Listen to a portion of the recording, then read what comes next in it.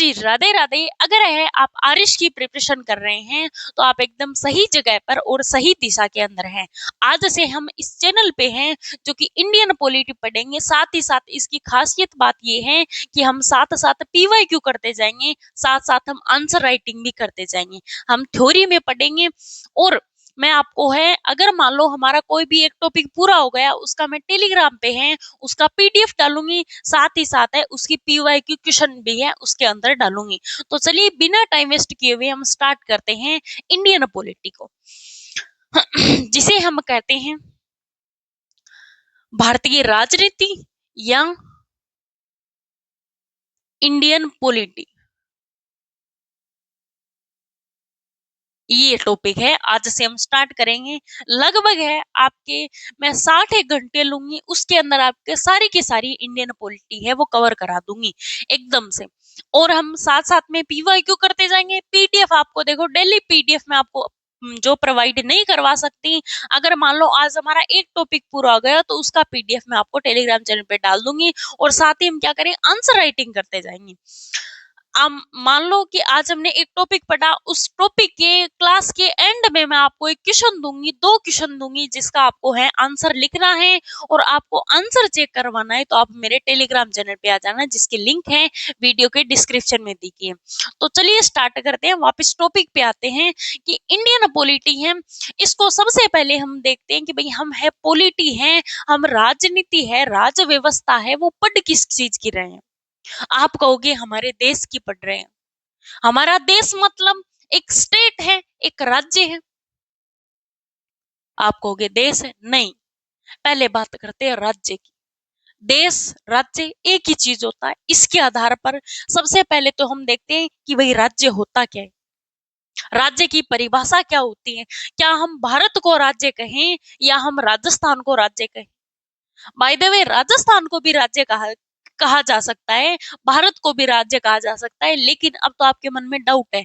लेकिन पहले हम इसकी परिभाषा देखेंगे, फिर आपका डाउट है एकदम से क्लियर हो जाएगा। सबसे पहले हम बात करते हैं कि हम कोई भी क्षेत्र को है वो राज्य कब कहेंगे, जब उसमें है 4 गुण है विद्यमान होंगे। 4 गुण कौन कौन से होने चाहिए कि भाई, एक होना चाहिए राज्य के अंदर है निश्चित भूभाग होना चाहिए। भूभाग भी निश्चित होना चाहिए, ऐसा नहीं कि भाई ये इतना सा भूभाग है, नहीं। भूभाग निश्चित होना चाहिए, ऐसा नहीं कि भाई ये वाला एरिया एक राज्य है, नहीं। इसकी एकदम से है जो कि निश्चित है, टेरिटरी होनी चाहिए, ठीक है। दूसरा है कि निश्चित भूभाग होना चाहिए, तो भूभाग खाली थोड़ी रहेगा, उसके अंदर क्या होनी चाहिए, पॉपुलेशन होनी चाहिए, उसके अंदर जनसंख्या होनी चाहिए, ठीक है। जनता सर फोड़ लेगी अकेली, तो क्या करें, तो सरकार भी बनानी पड़ेगी, सरकार बना देंगे। जनता की लीडरशिप करने के लिए सरकार भी बना देंगे। सरकार पर कोई दबाव डाल लेगा, तो अगर मान लो कोई बड़ा राज्य आके छोटे राज्य की सरकार पर दबाव डाल ले, तो क्या करें, तो भाई हमारी सरकार है संप्रभु भी होनी चाहिए। अब ये संप्रभु नाम का कौन सा जानवर आ गया। संप्रभु का मतलब होता है जैसे ऐसी सरकार जो अपने राज्य के, अपने क्षेत्र के आंतरिक निर्णय और बाहरी निर्णय स्वयं खुद ले। इसे हम क्या कहते हैं, राज्य कहते हैं। राज्य में 4 गुण विद्यमान होना चाहिए, निश्चित भूभाग होना चाहिए, उसमें जनसंख्या होनी चाहिए, जनसंख्या कितनी हो, जनता को लीडर करने के लिए सरकार होनी चाहिए और सरकार भी संप्रभु होनी चाहिए। अब सपोज करो हमारे राजस्थान को हम राज्य कह सकते हैं क्या। राजस्थान में कौन कौन सी शर्तें जा रही है, निश्चित भूभाग है, जनसंख्या, जनसंख्या भी है, सरकार है क्या, सरकार भी है, भजनलाल शर्मा जी। संप्रभु है क्या, संप्रभु संप्रभु तो नहीं है। क्यों नहीं है, क्या हम हैं जो कि पाकिस्तान के साथ जाकर राजस्थान कोई संधि कर सकता है क्या। भजनलाल जी जाके है पाकिस्तान वालों के साथ कोई संधि कर सकता है क्या, नहीं कर सकता। आंतरिक भजनलाल शर्मा जी है, आंतरिक निर्णय तो चलो हम अपने राज्य के स्वयं ले लेंगे, लेकिन बाहरी निर्णय तो नहीं ले सकते। तो इसका मतलब राजस्थान को है जो कि राज्य की परिभाषा में नहीं आता। भारत की बात करें तो, भारत की बात करें तो चलो निश्चित भूभाग भी है हमारे भारत का, जनसंख्या भी है, इसमें तो हमने कोई कसर ही नहीं छोड़ी है, पूरे विश्व को ही पीछे छोड़ दिया हमने।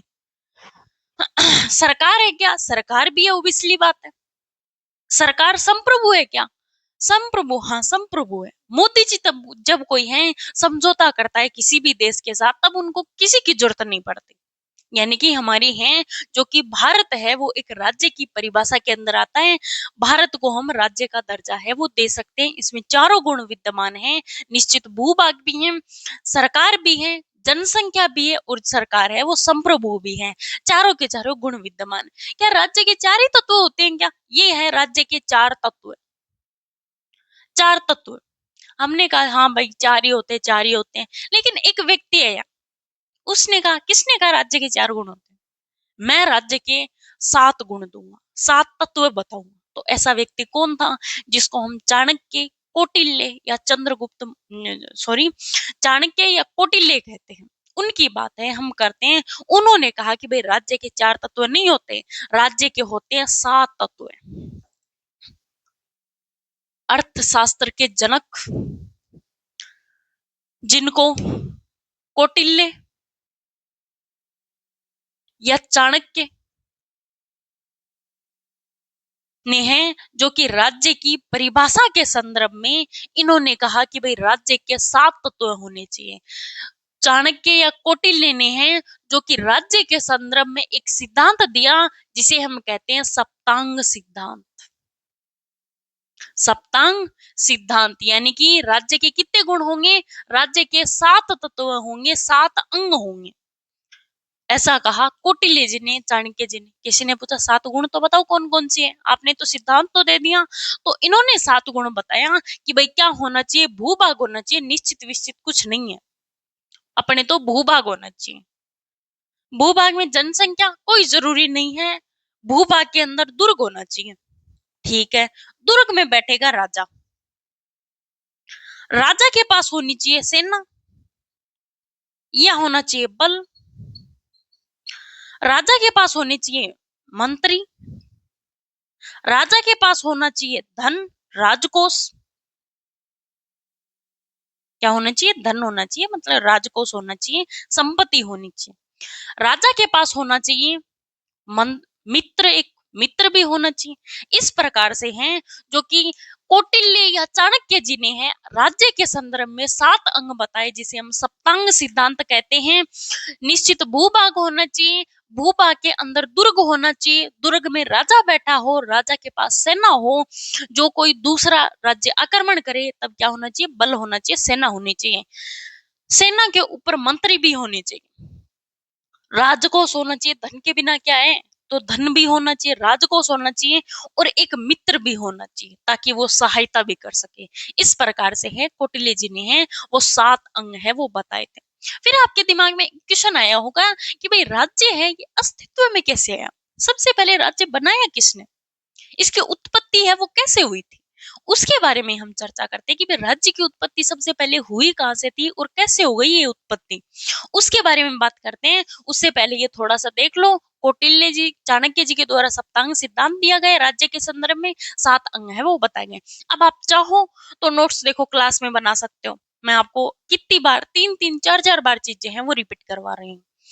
अगर आपका मन नहीं चाहे तो भाई मैं पीडीएफ आपको टेलीग्राम चैनल पे दे दूंगी, तो उससे आप है जो कि कर लेना। लेकिन अगर आप मेरा पर्सनली एडवाइस मानो तो मेरे हिसाब से भाई हाथ से लिखे की होड़ तो नहीं होती, और आपकी है वो मर्जी। आगे देखते हैं कि भाई राज्य के संदर्भ में और कौन कौन से किस कैसे कैसे सिद्धांत दिए राज्य को अस्तित्व में आने के। तो राज्य को अस्तित्व में आने के लिए एक सिद्धांत दिया था सबसे पहले, जिसे हम कहते हैं राज्य का देवीय सिद्धांत। राज्य की जिक्र चल रहा है अब हमारे, तो सबसे पहला सिद्धांत दिया था जिसे कहते हैं राज्य का देवीय सिद्धांत। ये क्या है? राज्य का देवीय सिद्धांत, इसका मतलब है जो राज्य के अंदर राज करने वाला व्यक्ति है वो कोई आम इंसान नहीं। तो रात को कोई व्यक्ति सोया होगा, सुबह उठा होगा, उसने सुबह माहौल बनाए कि इधर आओ रे, सब के सब इधर आओ। रात को मेरे को है सपने के अंदर है जो कि भगवान शिव दिखे थे, भोलेनाथ दिखे थे। ठीक है, लोगों ने कहा अच्छा सच में? क्या कहा तेरे को? मेरे को कहा कि भाई तू इतने क्षेत्र का राजा है, तू इतने क्षेत्र पर राज कर। तो सच में कहा था कि बिल्कुल कहा था। तो हम क्या करें? मैं राजा हूं तो आप मेरे को टैक्स दोगे, ऐसे कैसे दे? ऐसे सपने में किसी के आ जाएंगे तो हम पैसे थोड़ी दे सकते हैं। देख लो भाई, उस व्यक्ति ने कहा देख लो भाई, देना चाहते हो देख लो, वरना भगवान आपको वापस देख लेंगे, कल रात को किसी के सपने में आएंगे, डरा देंगे। जनता बेचारी बोली थी कि हाँ हाँ ठीक है ठीक है ठीक है। यानी कि इस जिस व्यक्ति को सपने में भगवान दिखे हैं, वो कोई आम व्यक्ति नहीं है। उसको देवताओं ने भेजा है कि भाई इस क्षेत्र पे तू राज कर। यानी कि वो आम व्यक्ति नहीं है, वो देवताओं के द्वारा भेजा गया प्रतिनिधि है। इस प्रकार से इसमें कहा गया कि भाई राजा है वो देवताओं के द्वारा भेजा गया प्रतिनिधि है, भेजा गया प्रतिनिधि है।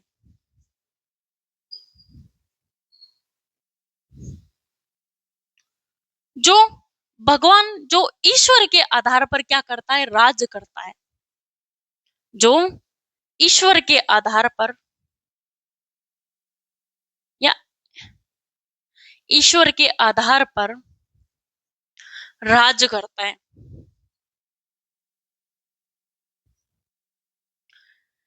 ठीक है, एक तो ये आ गया कि भाई इस प्रकार से राज्य है वो धीरे धीरे अस्तित्व के अंदर आए। किसी ने कहा, यानी कि इसमें है राजा को है देवताओं का प्रतिनिधि माना जाता है। राजा कोई आम इंसान नहीं होता, देवताओं के द्वारा भेजा गया है आदमी होता है। ठीक है, पहला तो ये है। दूसरा है सामाजिक समझौते का सिद्धांत। दूसरा है सामाजिक समझौते का सिद्धांत।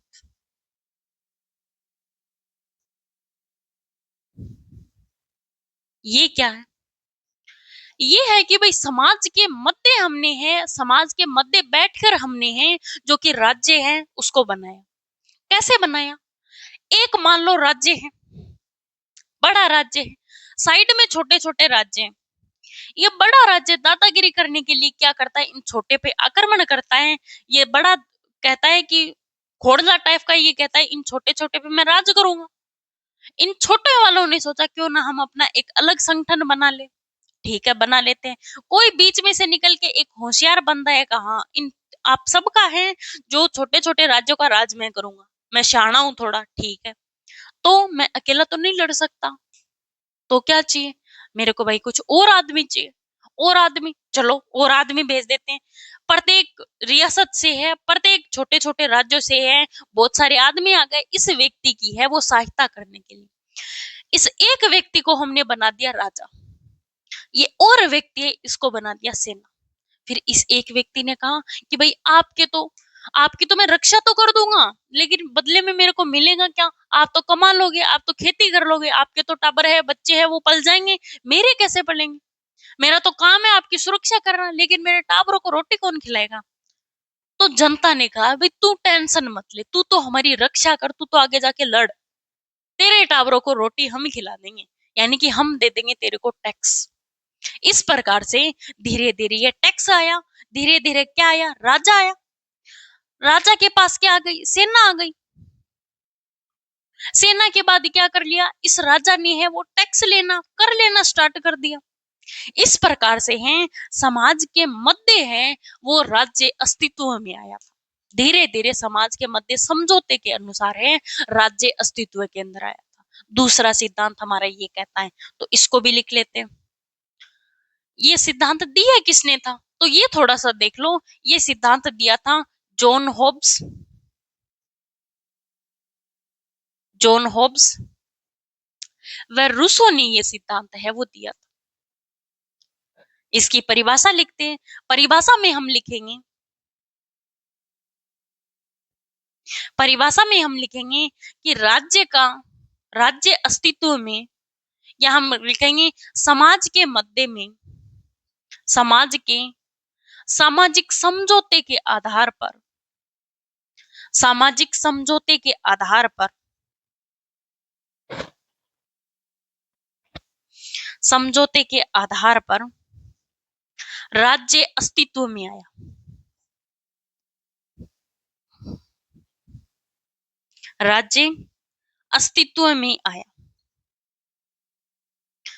ये लिख लो। यानी कि समाज के मध्य सामाजिक समझौता हुआ, उसके बाद है राज्य है वो अस्तित्व में आ गया। बस इतनी सी बात लिखनी है सामाजिक समझौते के सिद्धांत में।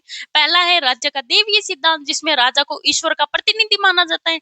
दूसरा है सामाजिक समझौते का सिद्धांत, जो जॉन होब्स व रूसो ने दिया था। समाज के समझौते के आधार पर है जो कि राज्य है वो अस्तित्व में है। अब तीसरा है राज्य के संदर्भ में एक महत्वपूर्ण सिद्धांत है, जिसे हम कहते हैं शक्ति पृथक्करण का सिद्धांत। इस पे थोड़ा सा गौर करो, पहले इसको लिखो, जो लिखना चाहे वो लिखो इसको, फिर हम बात करते हैं तीसरे वाले की। बड़ा इंपॉर्टेंट बात है ये, इस पे थोड़ी सी गौर करते हैं हम।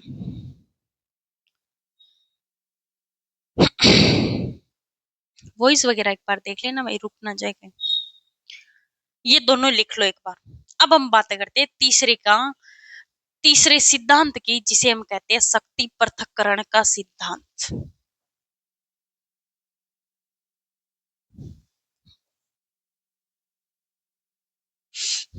आगे वाला देखते हैं।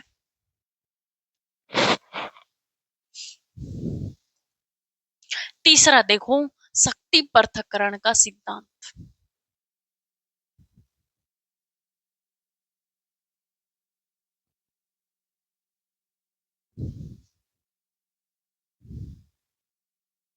इसमें हम देखते हैं क्या है शक्ति पृथक्करण का सिद्धांत। साफ साफ पता चल रहा है कि शक्तियों को क्या होना चाहिए, पृथक पृथक होना चाहिए, शक्तियों का बंटवारा होना चाहिए।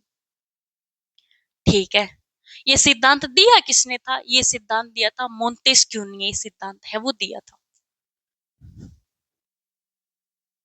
मोंतेस्क्यू ने, है जो कि ये सिद्धांत दिया था। क्या है इस सिद्धांत के अंदर? पहले अगर हम राजतंत्र की बात करें, पहले जब राजतंत्र था उसकी बात करें, तो उसमें सबसे प्रमुख कौन होता था? राजतंत्र में राजा ही होता था। राजा के पास तीनों शक्तियां थी। कौन कौन सी शक्तियां थी? राजा के पास ही विधायक शक्तियां थी या विधायिका थी, राजा के पास ही कार्यपालिका थी, और राजा के पास ही न्यायपालिका थी। मतलब ये नाम तो हमने पहली बार सुने, तो क्या करें? तो सुनो, विधायिका का मतलब होता है कोई किसी ने मान लो रूल बना दिया, मान लो किसी ने रूल बना दिया कि गर्मियों के अंदर पंखा बंद करने पर क्या होगी, सजा होगी। एक रूल बना दिया। रूल बनाया किसने? राजा ने बनाया। जनता पे रूल लागू किसने किया? काम कार्यपालिका का होता है, लेकिन लागू कौन करता है? राजा ही करता है। मान लो कि किसी ने कोई उल्लंघन कर दिया इस रूल का, तो इसको है जो कि दंड कौन देगा? न्यायपालिका का काम दंड देना होता है। दंड भी कौन देगा? राजा ही देगा। लेकिन राजा क्या होता है? निरंकुश शासन करता है। किसी भी के अंदर है, राजा पर अंकुश नहीं है किसी प्रकार का, तो राजा क्या करता है? निरंकुश शासन करता है। निरंकुश शासन करता है। फिर राजा भेदभाव भी तो कर सकता है ना? बिल्कुल करेगा। अगर मान लो कि उसका कोई भाई भतीजा आ जाए, या उसके कोई रिश्तेदार आ जाए, जीजा काका मौसा मामी आ जाए, तो वो क्या करेगा? भेदभाव करेगा। जो दंड बनाए हैं, तो उसको तो मान लो कोई रिश्तेदार है, उसको तो कुछ नहीं करना। गरीब जनता से अगर किसी ने अपराध कर दिया, तो उसको जान से मार डालते हैं। तो इस प्रकार क्या करता? राजा भेदभाव करता। मोंतेस्क्यू जी ने कहा कि भाई ये बात तो गलत है, ऐसा तो नहीं करना चाहिए। तो क्या करें? राजतंत्र में तो ऐसा ही चलता था। लेकिन आज हम बात करें लोकतंत्र की, बात करें तो लोकतंत्र के अंदर है वो ऐसा क्यों होता है या कैसे होता है? आज हम लोकतंत्र की बात करें तो लोकतंत्र में भी क्या है? सारी की सारी है जो कि शक्तियां ऐसे ही होती है। क्या मोदी जी के पास है क्या ऐसी शक्तियां? नहीं है। तो कैसी है? तो अब देखते हैं कि आज हमारे लोकतंत्र के अंदर है वो कैसी है। इसमें क्या होता कि विधायिका शक्ति, कार्यपालिका शक्ति और न्यायपालिका शक्ति तीनों है वो राजा के पास होती। राजा एकदम निरंकुश शासक था, किसी का भी अंकुश नहीं था उस पे, किसी का भी दबाव नहीं था। इस प्रकार से वो निरंकुश शासक है वो होता। अब बात करें, हम आज की बात करें कि आज लोकतंत्र में क्या होता है। आज की बात करें तो आज लोकतंत्र के अंदर क्या होता है? लोकतंत्र की परिभाषा आपको पता है?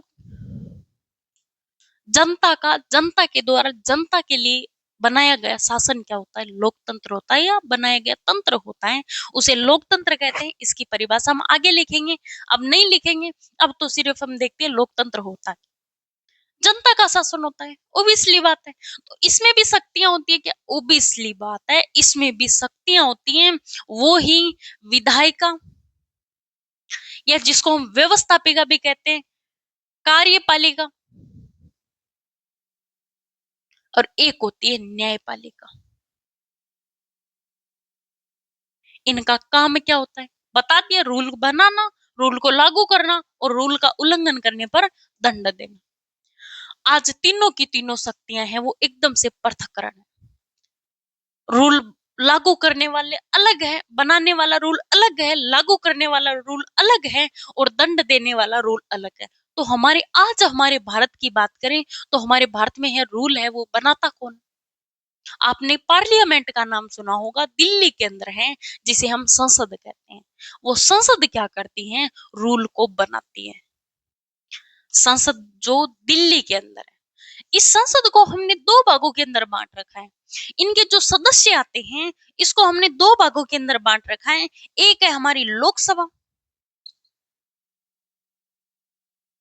एक है हमारी राज्यसभा। लोकसभा, राज्यसभा, हमने संसद को भी दो भागों में बांट रखा है। विधायक कार्यपालिका की बात करूं, सॉरी, तो कार्यपालिका को भी हमने है जो कि ऐसे ही दो भागों के अंदर बांट रखा है। कार्यपालिका के अंदर आते हैं, एक तो आते तो है इसमें, एक तो आते हैं नौकरशाही, जो स्थायी होती है, तो इसे हम कहते हैं स्थायी नौकरशाही। इसमें कौन आते हैं? इसमें आते हैं आईएएस, आईपीएस, आईएफएस, जिसको हम हटा नहीं सकते, वो एकदम से स्थायी होते हैं, जितना उनका कार्यकाल होता है उतना। एक होती है अस्थायी मंत्री परिषद, एक होती है अस्थायी मंत्री परिषद। इसमें कौन आते हैं? इसके अंदर आते हैं, अस्थायी मंत्री परिषद में है राष्ट्रपति, प्रधानमंत्री। इनका कार्यकाल फिक्स होता है। मंत्री परिषद कार्यकाल फिक्स होता है 5 साल। फिर क्या है, ये अस्थायी है, ये गए नेक्स्ट वाले 5 साल का इनका कार्यकाल, लेकिन इनका है कार्यकाल जो है पूरा नहीं होता। जितना भी है उनका कार्यकाल 20-25 वो क्या होता है, पूरा होता है। इसमें है जो कि 5 साल ही होता है। ये स्थायी है, इसलिए ये अस्थायी है। फिर हम बात करते हैं न्यायपालिका। न्यायपालिका के अंदर क्या होता है? न्यायपालिका में होती है, सबसे ऊपर होती है सुप्रीम कोर्ट, जो दिल्ली के अंदर है, और प्रत्येक राज्य के अंदर इसकी एक ब्रांच है जिसे हम हाई कोर्ट कहते हैं, जिसे हम उच्च न्यायालय और उच्चतम न्यायालय है वो कहते हैं। ऐसी क्या कार्यपालिका के अंदर ऐसी है, वो राज्य के अंदर भी होती है क्या? बिल्कुल होती है। जैसे मान लो कि ये तो मैंने आपको केंद्र का बता दिया। अगर मान लो संसद में है, केंद्र सरकार के अंदर है जो कि संसद है, वैसे ही हमारे राज्यों के अंदर क्या होता है? राज्यों के अंदर होता है विधान मंडल। ऐसा ही हमारे क्या होता है, राज्यों के अंदर होता है, जिसे हम ऊपर लिख दो यहाँ पे, जिसे हम कहते हैं विधान मंडल। जिस प्रकार हमने संसद को दो भागों में बांट रखा है, उसी प्रकार हमने विधान मंडल को भी दो भागों में बांट रखा है। एक होती है विधान परिषद, एक होती है विधान सभा। विधानसभा प्रत्येक राज्य में क्या? बिल्कुल। यूटी के अंदर भी है, केंद्र शासित प्रदेश के अंदर भी है। 28 राज्य व 7 केंद्र शासित प्रदेश के अंदर विधानसभा है। विधान परिषद क्या प्रत्येक राज्य, प्रत्येक यूटी के अंदर है क्या? नहीं, सिर्फ है जो कि 5 राज्यों के अंदर है, सिर्फ और सिर्फ विधान परिषद। बिहार है, यूपी है, कर्नाटक है, तेलंगाना है, आंध्र प्रदेश है, इनके अंदर है क्या है? विधान परिषद। कार्यपालिका, कार्यपालिका में यहाँ पे हम देख लेते हैं, स्थायी मंत्री परिषद में क्या आते हैं? राष्ट्रपति, प्रधानमंत्री, मंत्री परिषद। वही राज्यों के अंदर आते हैं राज्यपाल, राज्यपाल आते हैं, और हम कह सकते हैं मंत्री परिषद आती है, और हम कहते हैं मुख्यमंत्री आते हैं, वो आते हैं। इसमें है केंद्र सरकार में सुप्रीम कोर्ट है, और राज्यों के अंदर क्या है? हाई कोर्ट है। इस प्रकार से हमने लोकतंत्र को है प्रत्येक राज्य और केंद्र के हिसाब से हमने है जो कि अलग अलग है, जो कि कार्य इनके बांट रखे। डन। अब आगे बात करते हैं, क्या हमारे भारत में ये तीनों अलग अलग है क्या? बिल्कुल अलग है। वैसे देखे तो इनके कार्य अलग अलग है, लेकिन ये इनडायरेक्टली क्या है? विधायिका के अंदर है, जो कि कार्यपालिका बसी है। थोड़ा सा और डिटेल में देखते हैं, पहले इनको लिखो। पहले इनको लिखो फिर थोड़ा सा और देखते हैं।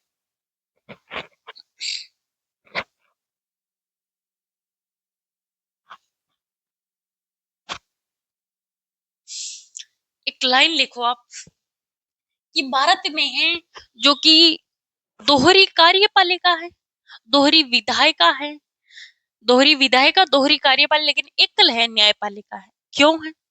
एक लाइन लिखो आप। क्योंकि हमने देखा कि संसद है, संसद के अंडर में क्या है, विधानमंडल वगैरह है। कार्यपालिका है, कार्यपालिका जैसे राज्य में है वैसे ही क्या है केंद्र सरकार में, लेकिन वो है ना वो एकली है।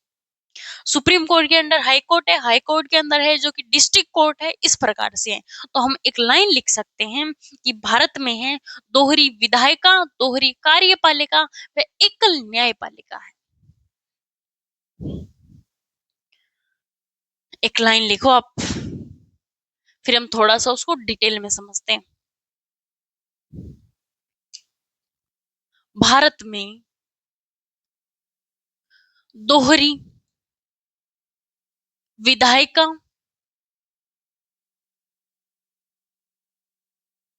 दोहरी कार्यपालिका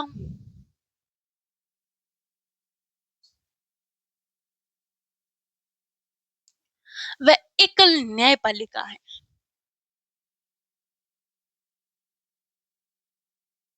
एकल न्यायपालिका है। क्यों है भाई ऐसा? हमारे भारत के अंदर ऐसा है, विधायिका है ये, विधायिका के अंडर में आती है कार्यपालिका। ये क्या है? विधायिका। लेकिन हमारी है भारत के अंदर है न्यायपालिका एकदम से स्वतंत्र है। इसलिए भारत के अंदर क्या है, संसदीय शासन व्यवस्था है। भारत के अंदर कौन सी व्यवस्था है?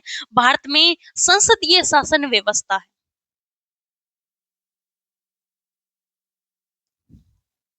भारत में संसदीय शासन व्यवस्था है क्योंकि, अब आगे लिखो आप, क्योंकि हमारे भारत के अंदर है विधायिका के अंडर में कार्यपालिका आती है, वो न्यायपालिका स्वतंत्र है। इसका मतलब भारत में शक्ति पृथक्करण का सिद्धांत लागू नहीं है, क्योंकि तीनों शक्तियां अलग अलग नहीं है हमारे भारत के अंदर।